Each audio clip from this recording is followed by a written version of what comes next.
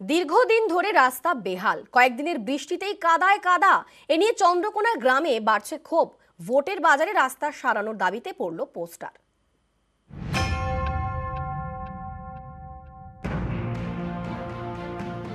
ভোটের ভরা বাজার, গ্রামে পোস্টারে পোস্টারে ছয় লাভ। তারই মধ্যে এবার রাস্তা সারানোর দাবিতে পড়ল পোস্টার।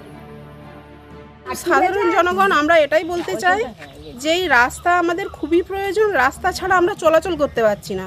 এই পোস্টার দিয়েছে আমরা সাধারণ মানুষ, আপনারাই দিয়েছেন? আমরাই দিয়েছি যে আমাদের রাস্তা চাই। আমরা যে এই যে ভোট দেবো, কাদেরকে দেখে ভোটটা দেবো। পশ্চিম মেদিনীপুরের চন্দ্রকোনা ব্লকের মাংরুল ৩ নম্বর গ্রাম পঞ্চায়েত।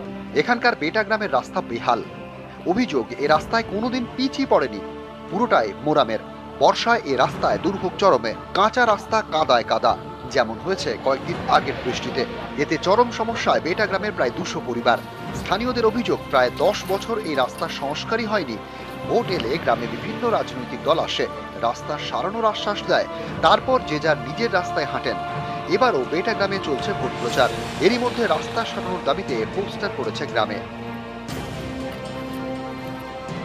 বিগত ১০ বছর আগে রাস্তা হয়েছিল, এই রাস্তার বেহাল দশা, মাটি কাদা সব সমান হয়ে গেছে। বলেও কিছু হয়নি। লাস্ট আমরা বাধ্য হয়ে একটা পোস্টারিং করতে বাধ্য হলাম, সম্পূর্ণ অরাজনৈতিক পোস্ট, যাতে আমাদের রাস্তাটা, আমাদের একটাই দাবি, আমাদের রাস্তাটা যাতে আমাদের পুরোপুরিভাবে কমপ্লিট হয়। বেটা গ্রামের যে রাস্তাটা নিয়ে পোস্টার পড়েছে, এই রাস্তাটিও আমরা পথশ্রীতে দিয়েছি। এটি প্রায় ১ কোটি টাকার বাজেট। অর্থাৎ গ্রাম পঞ্চায়েতের পক্ষে কখনোই এই রাস্তাটি করা সম্ভব নয়। এটি কংক্রিট রোড হবে এবং পথশ্রী থেকেই হবে, যার আমরা টেন্ডার প্রসেসিংয়ের জন্য জেলায় পাঠিয়ে দিয়েছি। এস্টিমেট করাও হয়ে গেছে। ভোটের পরেই সম্ভবত টেন্ডার হবে বলেই আশা করা যায়। চন্দ্রকোনা থেকে সুকান্ত চক্রবর্তী, নিউজ 18 বাংলা।